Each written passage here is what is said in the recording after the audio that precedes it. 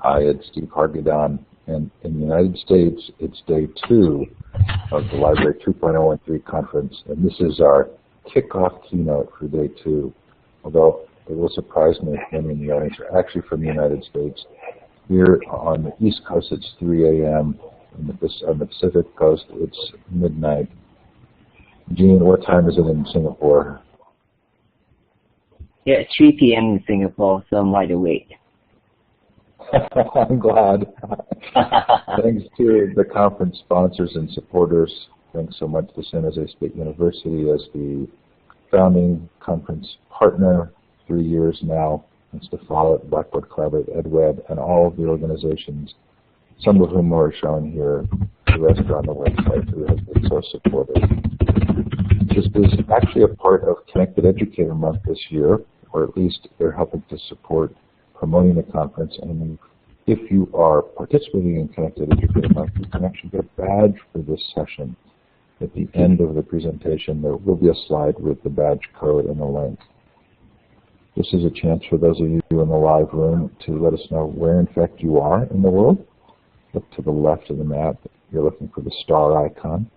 You're going to click on it twice, and then you can click on the map. So I'm in North Carolina. I see New Zealand, Shambles, I know you're in Thailand. We have Singapore, so we started immediately with an international audience.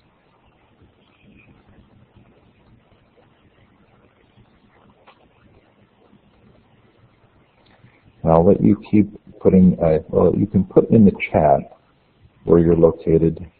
There's a little bit of information. I'm sure Jean would enjoy that. But at this point, I'm going to turn the slide deck over to Jean. Jean, thank you so much, and we'll let you go from here. Thanks, Steve. Hi, everyone. All 9 of you. I'm glad a lot of you are awake to listen to me. I have been thinking about the future of libraries for a very long time, and recently I started reading books on libraries and library history and reviewing the codes of the library. And of course, we all know Ranganathan's Every Reader, His or Her Book. So I've been thinking about the concept of every reader, his or her book, to bring the book to the reader who needs it or who desires that. And we decided here to turn that on its head and to not so much provide a book for every reader, but perhaps to have a book about every reader. So the mantra we're going with right now is every citizen, his or her book. And that is the impetus of the Singapore Memory Project, which I'm sharing with you. And our ultimate objective is to build a Singapore Memory Public Library. And it will be a public library where every citizen will be able to find his or her book, or a book about his family, a book about someone he used to know, a book about his ancestors, people who came before him. It will be a book of life, and it would also be a book of people who are gone. Yeah, I was just reading Neil Gaiman's article in the Guardian about how books are about the dead and how the dead can come alive. So let me explain this to you, the Singapore Memory Project. What you're seeing on screen is an e-book about the playgrounds in Singapore. Playgrounds for kids have morphed into extremely safe, hazard-free playgrounds. These are the old playgrounds of the 1960s and 70s, and you could get hurt because they're made of concrete, they're made of sand. And we had a 29-year-old artist who went around Singapore to lovingly document and to photograph each of these playgrounds. It became a major hit in Singapore, and one of the things that the Singapore Memory Project used on Facebook to enlarge its audience.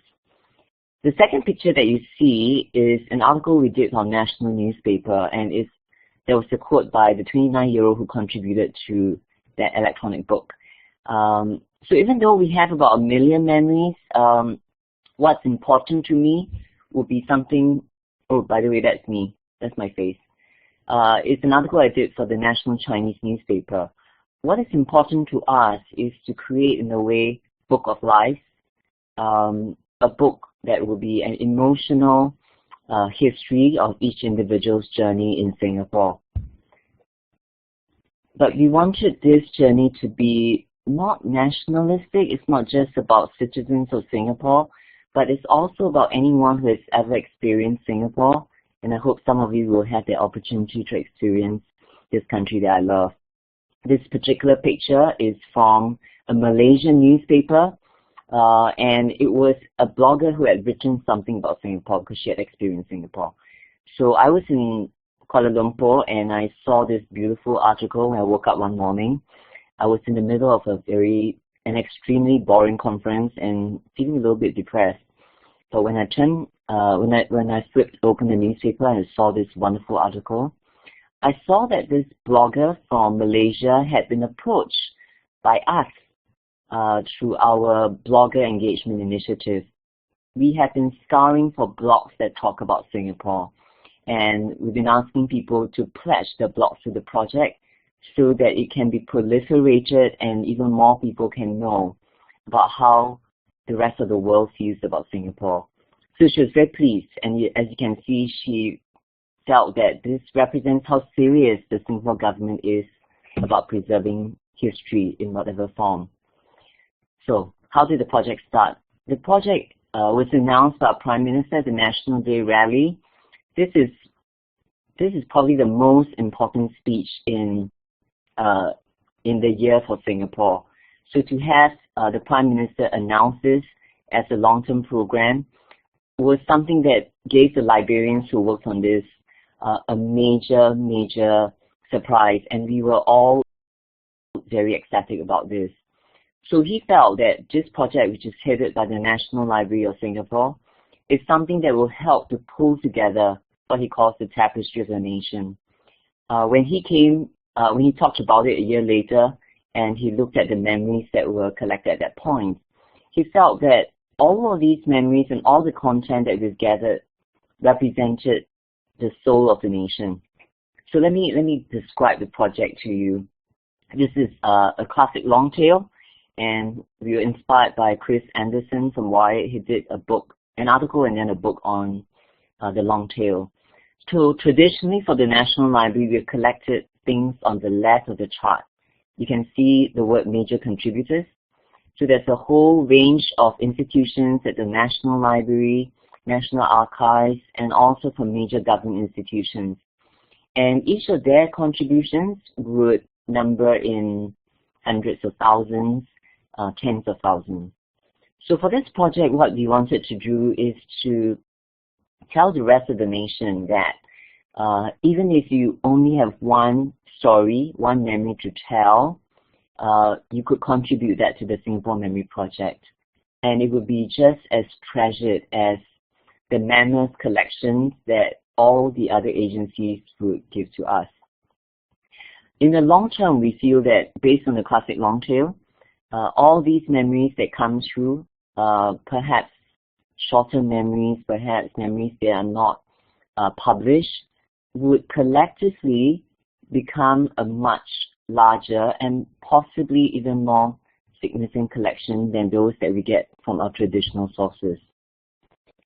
So you can see from this chart that I'm showing you the whole range of content from what is existing on the far left, which is content that's found on the internet, to content that is not accessible through the internet, but that's already in the hands of institutions, partners, and individuals, to things that are only the hearts and minds of individuals. What we hope to do on the far right is for content to breed content, for bibliographies, for guides, collections, and new research and productions to be developed because of this effort by the National Library. I will share some of these details with you.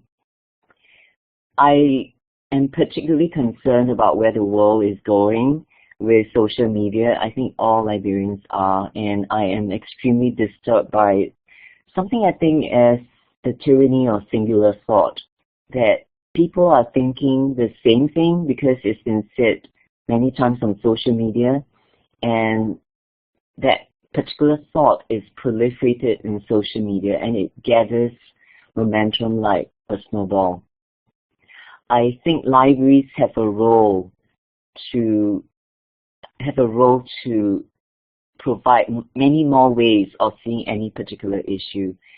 I have picked something that is representative of one of the most colorful and most beautiful things that we have in Singapore. It's actually called the Hungry Ghost Festival. I don't have enough time to tell you how wonderful this festival is, but suffice to say that it is a festival where apparently all the ghosts of hell will be unleashed in that one month in July, and they will be wandering all over Singapore. And what we do in order to entertain the ghosts so perhaps they will not wreak much havoc on our usual lives is to perform and build beautiful shows like the one that you see. These are song and dance extravaganzas where the costumes are extremely loud and vulgar. When we look back at something like that, I'm glad to say that it's still going on. We sometimes see some of the younger Singaporeans see it as something that is rather irrelevant to them. This is a relic from the older generation. So a filmmaker called Royston, a very talented filmmaker, who's a very young filmmaker, made it into a film called 881. So what is the Singapore Memory Project? From one of these triggers, 881, which is the trigger perhaps for the older generation, we hope to be able to expand the perspectives and to take the user through time. So from 881, which is a film by Royston, we hope you will be able to explore his first film. We hope you'll be able to see the fashion of the stage of this Hungry Ghost Festival, and the stage is called Gertai. We hope you'll be able to go back to the places where these extravaganzas were first put up. We had several of these amusement parks, one of which is called the New World, you can see in the top left-hand corner. And perhaps you can have a look at some of the personalities that are extremely colorful, like Liu Linglin, who is one of the major hosts of the Hungry Ghost Festival. So through the Singapore Memory Project and through every memory, we hope that you'll be able to expand your horizons and look at more and more of these perspectives, so that for any one thing, there's almost like a Rashomon, this is the Kurosawa film, way of interpreting and understanding any particular topic. But we felt it was important that we started with something more emotional, which is your personal memory. And of course, personal memories are the most unfactual of content items that the National Library can collect, and hence it is the richest when it comes to interpretation. This is a very traditional view of history. It is a grand narrative that is linear in nature. What we hope to be able to do is to do a more constellation view of history, a constellation view of life. So there's an explosive and serendipitous exploration of things about Singapore, starting from your personal memory. So in the last 2 years, the Singapore Memory Project has managed to get a large number of people to create wonderful things that in themselves are the genesis of many of these memory constellations that you saw just now. So for instance, we have filmmakers who have done films of forgotten artists. We have students who have gone round to collect memories, and I wanted to share this particular one with you, which is food. I'm not sure how many of you know Singapore well, but you would know that our national sport is food and eating. So what we did was we engaged the most eminent and popular blogger of food, as well as what he himself called the godfather of blogs in Singapore, Mr. Brown. So together we went on a 24-hour food trail, and the objective of this was to get people to talk about food, the food of the past as well as the food of today. This is backed by stories in our major newspapers, and it was a Twitter campaign as well. So the participants had to eat at places that were suggested by the Twitterers. it was a big hit, and more importantly, it generated conversations about Singapore and Singapore's food and all the memories associated with them. We also did it's sort of like a Harry Potter concept. I'm not sure how many of you love Harry Potter. I'm obsessed with Harry Potter. So I thought perhaps if the kids of today, who apparently also read Harry Potter, could do something like the Daily Prophet, you know, that multimedia newspaper, I should say more a magical media newspaper. So what if kids could do that? So the kids did this multimedia newspaper, and we asked that they interview people older than themselves. One of the most interesting stories was perhaps something that's unremarkable. They have cleaning staff in every school, and one of the school students sought out this particular cleaning lady who has been in the school for more than 30 years. And she was a little shell-shocked when they went to interview her. But they captured her story in great detail. And she had a very different perspective on how the school has evolved through the years. What I love about this is that her story would otherwise not be captured if not for the Singapore Memory Project, because she doesn't quite fit any particular profile or demographic, or she's not famous in any particular way. And in most cases, she would not be a candidate for an in-depth interview. I was very moved by her interview, and that's when I thought, these are the lives that we want to capture, because together, the traditionally remarkable and what is seemingly unremarkable lives should be captured. This is our portal. I'm still working on it. We wanted to give every Singaporean a permanent memory account. This is like a savings account, and I think in America, Steve, you call it 401k or something like that. It is an account for every Singaporean to deposit their memories, and the National Library is determined to maintain this account through the generations. So through technological obsolescence, your children, 5 generations from now, way after you are dead, would be able to view the memories of you and your family. So we thought the idea of a we concept to memory, that's different from the big history, the winners of history concept of history, is something that National Library is determined to build. This is an app, and another angle that I've been exploring is the idea that the present is future memory. This is not a particularly new concept, but most people, when you think about memories, would think about distant memories. So this would be nostalgic Singapore. But we thought the present is as important, and the present, of course, is history in the making. So we created an app for people to capture memories as they happen, and to have these deposited into the permanent memory account that I talked about. This is the Facebook post that I talked about, the playgrounds post. And for Singapore, which is a fairly small nation with about 5 million people, we reached 100,000 people in less than 24 hours, and that is a phenomenal number for Singapore.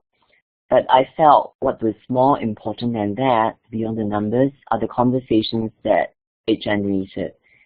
This project has become a crowdsourcing project.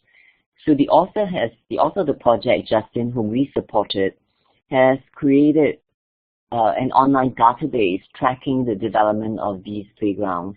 So the general public would go in and they would be typing in their spotting of each of these playgrounds, and sometimes, unfortunately, the demise of the playground, and it is still growing. So this is one of the most moving things for me.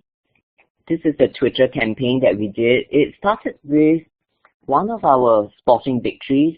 It was in the Malaysia Cup. That was in 1994, and we put out a video that many still consider the best goal ever scored by Singapore. It spun serendipitously into an amazing series of memories. 8,000 memories received in 24 hours. Again, this is Singapore. It was the #1 trending topic. It trended above, I think at that time, it was either Hunger Games or the Twilight movies, which is a phenomenal deal. And 8 million impressions, and it reached 500,000 visitors. But beyond the numbers again, I had the same feelings that a lot of the Twitterers said. You can see from the comments here. So somebody said, it's wonderful. We are collectively memory keepers. And another person said that this is a public history project. It's wonderful. And it was also nice for the library once in a while that we're not just about knowledge, but also be able to just put a smile on someone's face. So you can see one of the comments, one of the tweets was about how this person is smiling to herself. It happened to be a rainy day, and she was just smiling to herself, reading all these memories. Sometimes you talk about bringing a nation together, and some of these efforts include coming up with national songs, sometimes national dances and stuff like that. But to me, this was an effort that pulled people together. And for all the vitriol that sometimes you see on the social media, it was nice once in a while to have something beautiful that pulls people together. We have been collecting memories also from Facebook groups, and this particular effort was done because we felt that for the memories of today, there has been a lot of material shared on the internet and in social media. So we started a digital footprint project for people to pledge the memories that they have captured in Instagram and in Facebook and in blogs to the Singapore Memory Project. So at this stage, we have collected about 400,000 to 500,000 of these. The idea is very much inspired by Intel's Museum of Me, where they captured where a person could see their entire digital history captured in a museum-like environment. We wanted to do the same. It is almost like a library of me. So you could pledge your entire digital footprint and have, eventually, this is what I'm attempting to do, have a book that is that's published based on everything that you've ever said on the internet. Conversations are important. I realized that a lot of people have been sharing their memories. There have been some books written, but they are all solitary exercises. So capturing memory in context beyond the first memory, the conversations and the interactions is something that the National Library is very keen to do. So in a way, it's almost not like a publication per se, where you have just one conversation. It is conversations between the books of life that we are capturing. So in this particular one, you can see a picture of national servicemen. This is the army that all males in Singapore have to go to at the age of 18 and serve for 2 years. A lot of collective memories there, and this is the cookhouse, the place where they eat. The conversations are captured, and the tweets, we have started to archive tweets that people share about their memories, and we are hoping to find a way to present these conversations as part of the National Library's collection. I wanted to share these two with you, and possibly the one on the bottom right, which is an interview that we did with CNN. A senior correspondent, David Gurian, was in Singapore, and I think he was just surfing the web, and he serendipitously came across the Singapore Memory Project.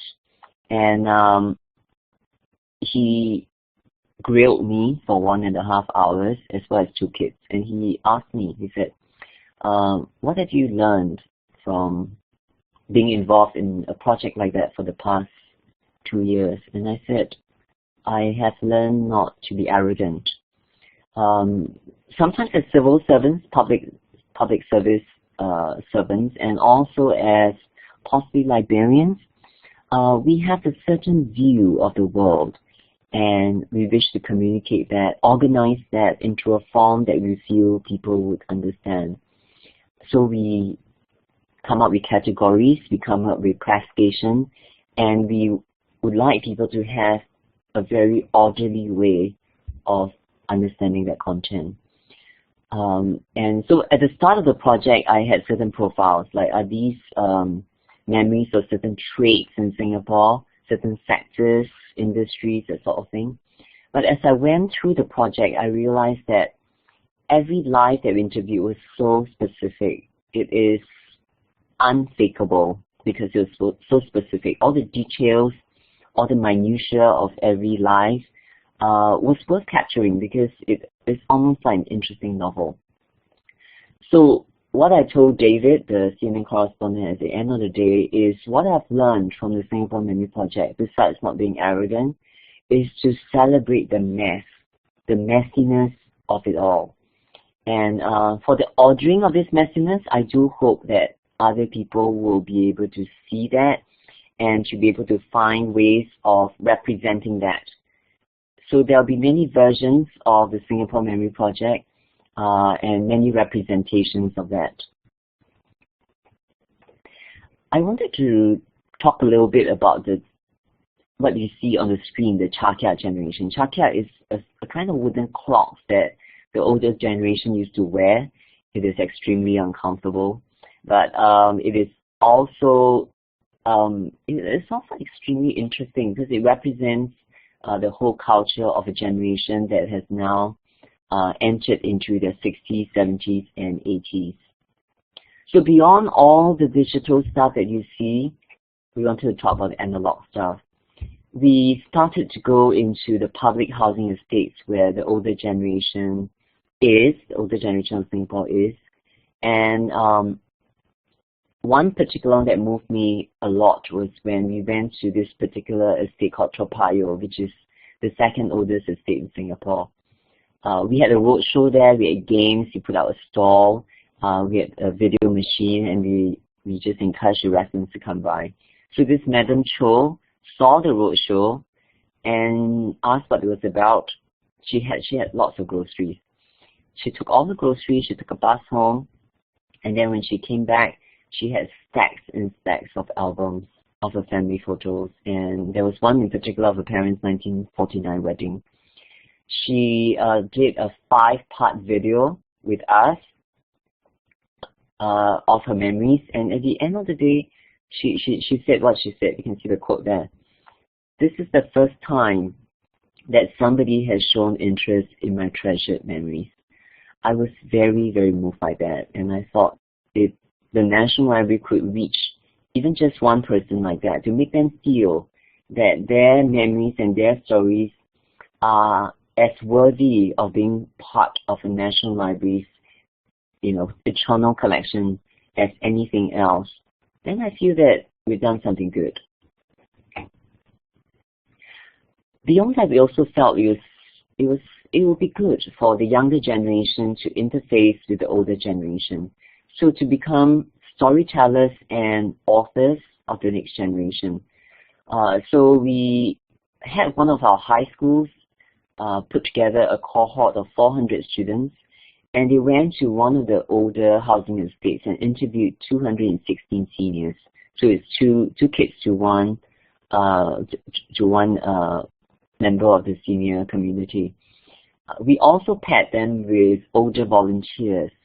Our volunteers are called Memory Corps. It's like the Peace Corps, except their role is to document memories.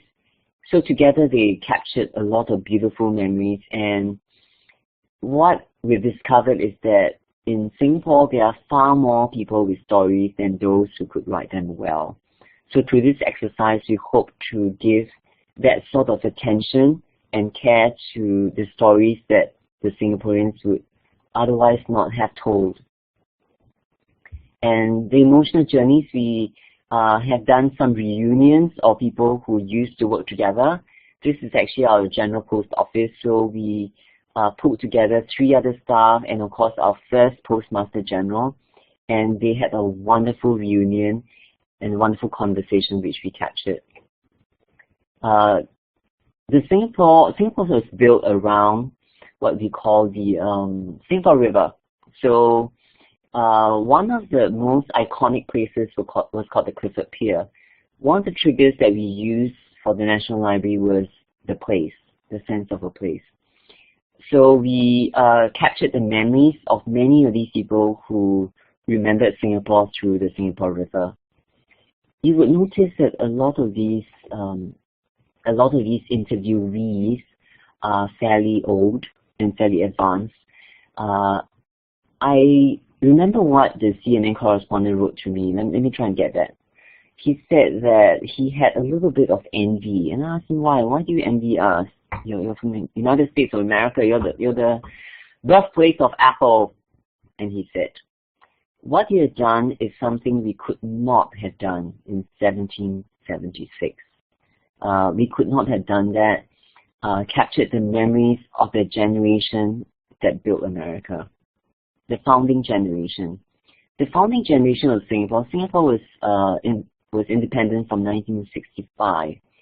So we are focused on capturing the memories of those just before and after the independence, the year of independence. So that's 45 to 1975.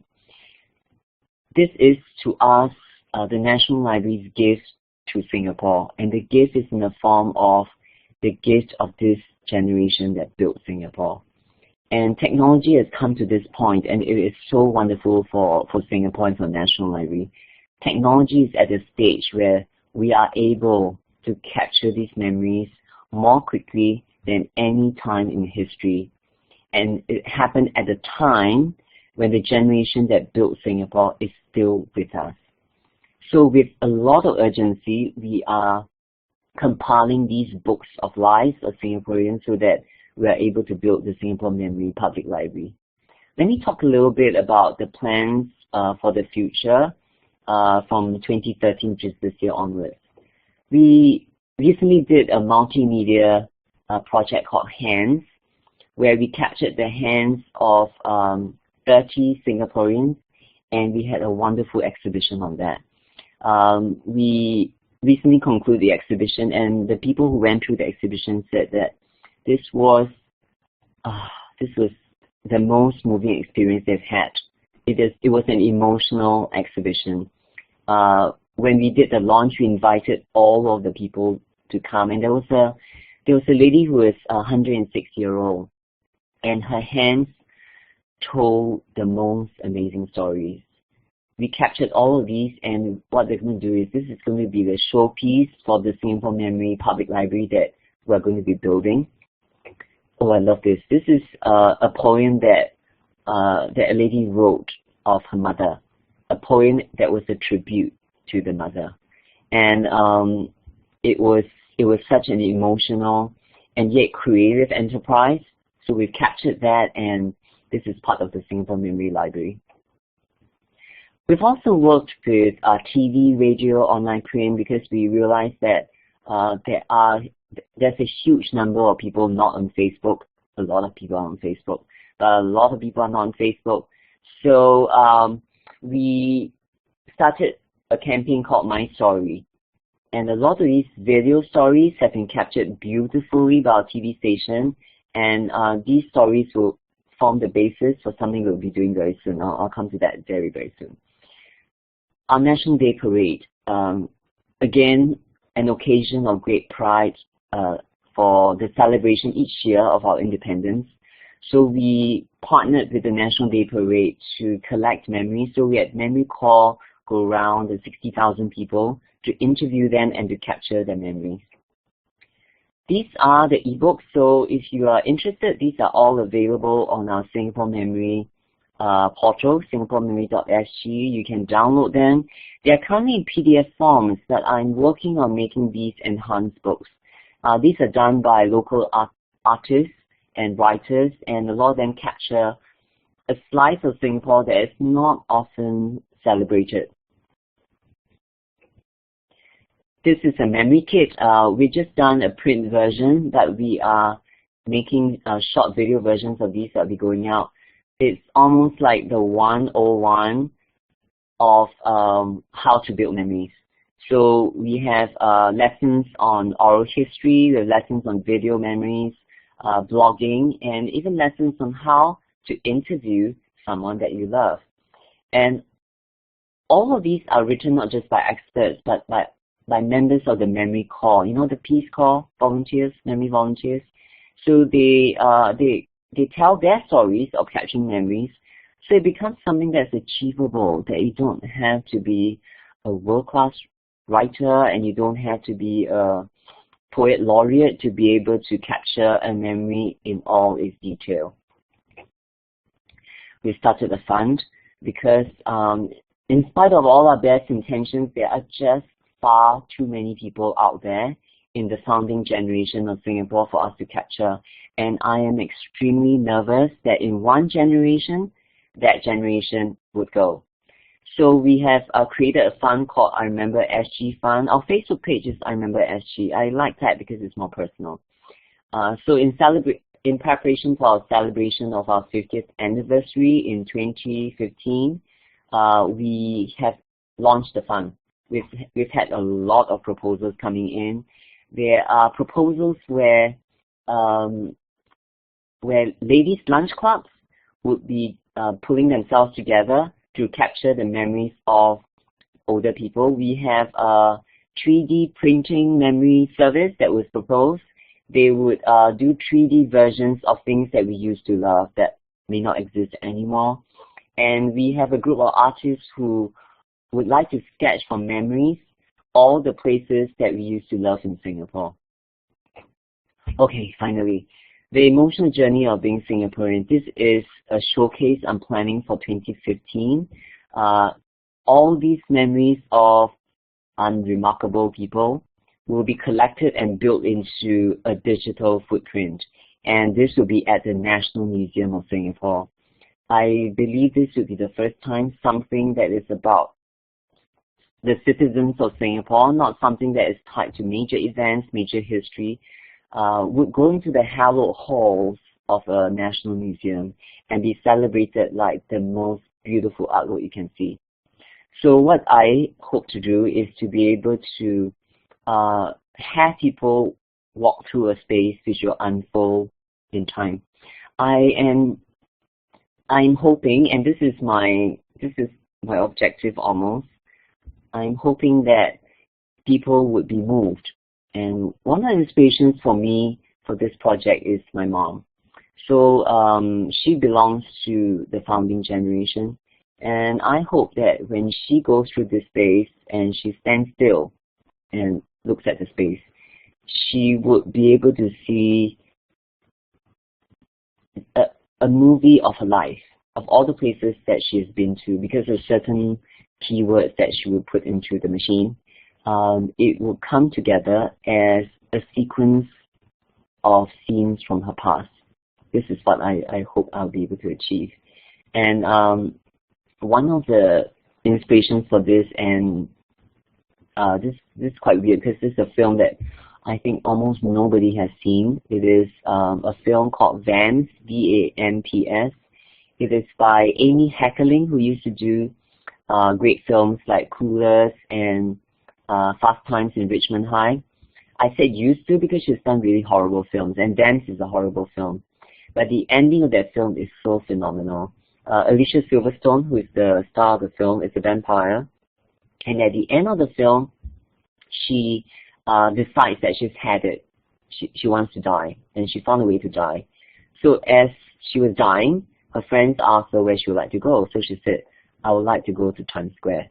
So she went to Times Square, she stood there, and as the pieces of her started to float into the air, because she was dying, she saw Times Square unfold in 200 years. I mean, from the time when she first became a vampire to the present time. This is what I hope to achieve. It's a time travel through Singapore from a personal perspective. And as I said, this is going to be an experience. It's in a drawn-light space, and I hope to be able to have this as not a solitary experience, but an experience that we can share. So each person who enters the space has the ability to create an experience based on her personal journey, and the rest of the participants will be watching the movie of her life. Okay, so this is my last slide, and it is a picture of that wonderful lady's parents. Remember the lady in the public housing estate, the one who ran home, put down her groceries, and got her albums out? Well, this is a picture of her parents. Her parents now and her parents then. And this was the this is the inspiration of her 5-part video story, which is also available on the Singapore Memory Portal. And I thought this is it.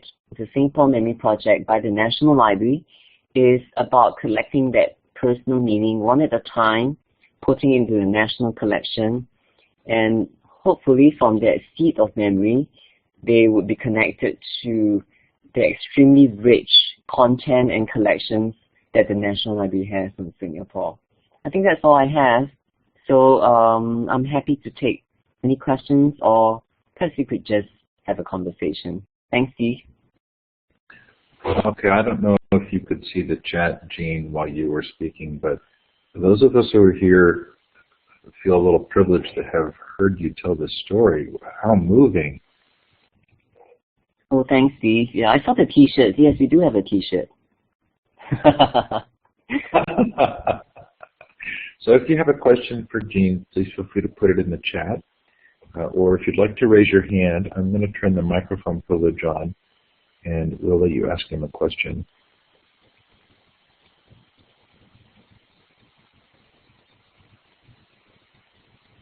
I'm really interested in the archival piece of this, especially as you've gathered so much data, and the difficulty we have in storing things in such a way as to know they'll be around in 20 years, even if it's electronic.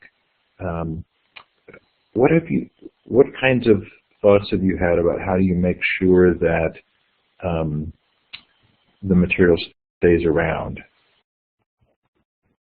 I think we have been archiving these digitally, and we're treating these the same way as all the other digital collections. So we are also migrating them through time, but this is digital. I am hoping, and this sounds a little weird, but I'm hoping to also have these produced in print, and to have them progressively renewed in print, because I think there are people who still like the idea of a library of books. So even though we are also archiving these digitally, we are thinking of producing this progressively through print and renewing them.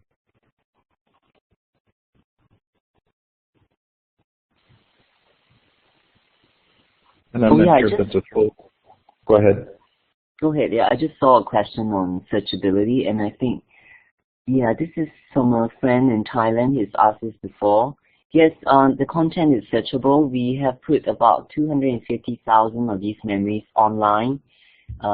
We are still working out, putting on the stuff from social media, the tweets as well as the Facebook posts. We are still working on that. Those should be online fairly quickly. Because our site currently is not enabled to search these, but that should be changed in about a year. But currently, all the other memories, 250,000, are searchable online at singaporememory.sg. And what I also hope to do is that each time you make a search on our website, besides the memories and related memories that you can find, we will also propose other content from the collection. So this could be newspaper articles and stuff like that. Yeah, sorry, Steve, you were going to say? No, you didn't interrupt.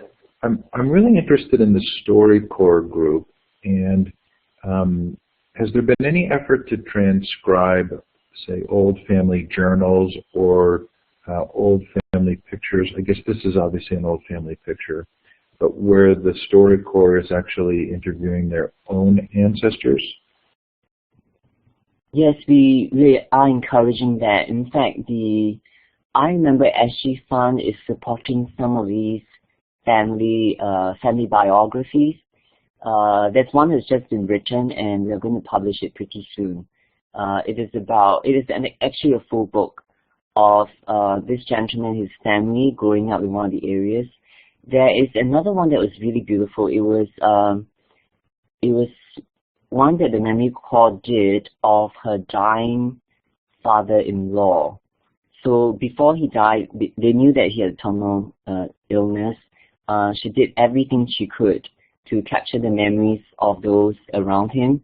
And okay, this is a bit macabre, but at his wake, the book was published and it was given to everyone who attended. This is just fascinating. Shambles asked another question about languages. Yes, I love Shambles. Okay, the entry for SingaporeMemory.sg, the entry field accepts all languages. But what I'm doing is I'm starting a project called a multilingual map of Singapore, memory map of Singapore. I know it's a mouthful. I'll try and find the name. So this is still work in progress. So the new website will have a map of Singapore that cuts through time and through languages. So for every location in Singapore, we are going around to capture memories of that place. In fact, because Singapore is so multilingual, any particular place in Singapore would have, besides its official name, several names in not just the 4 languages, Tamil, Malay, Chinese, and English, but also in the dialects, for instance, of the Chinese language. So there are several of these dialects. So we are working around with all the communities on the ground to have all these stories written in the different languages, and then for that to be searchable. This is a mammoth task. I don't expect this to be done next year, but we hope to at least have a start to that in 2015. So if you can do that, it'll be a time travel multilingual map. We're putting together pictures not just from the community and from individuals, but also from our entire National Archives, National Library, and also from the planning authorities who have agreed to come on board with their thousands of photos. And conservationists, place historians are also on board to help us to find the people who can speak in the particular language of all those memories.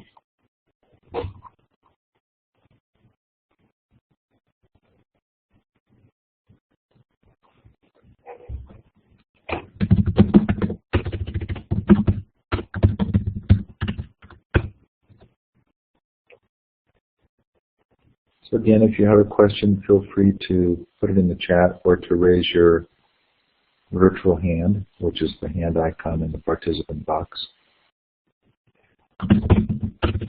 Yeah, I'm Jane, are you aware of any other countries doing similar efforts? I believe a lot of countries have started memory projects. The Netherlands had the Memory of the Netherlands project, which is simply beautiful, and of course the American Memory Project. I think several countries have started this, and they were inspirations for the Singapore Memory Project. I'm not sure whether they've gone in the same direction, but those are all inspirations for us when we started.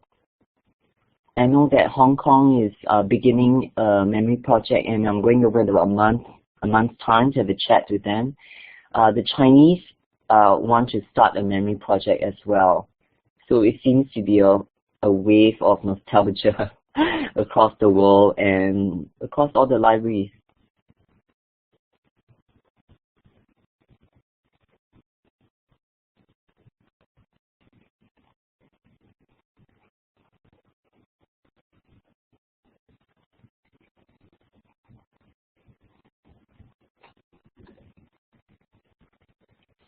And I think that may be it. Okay. Thank you so much. That was just captivating. I know the time difference is such that it would have been hard for you to present during our day, but I think this is this has been a terrific experience for me personally. Thank you, Steve. Yeah, it's been wonderful for me as well, and it's nice to be in a conversation in a small room with wonderful people and and just wonderful talk and reinforcement of what we're doing. So thank you so much, everyone. Thank you, Dean. Thanks, everybody. I am going to put up the page for the Connected Educator Month badge, and we'll leave that up for a minute. Well, I feel better for having attended.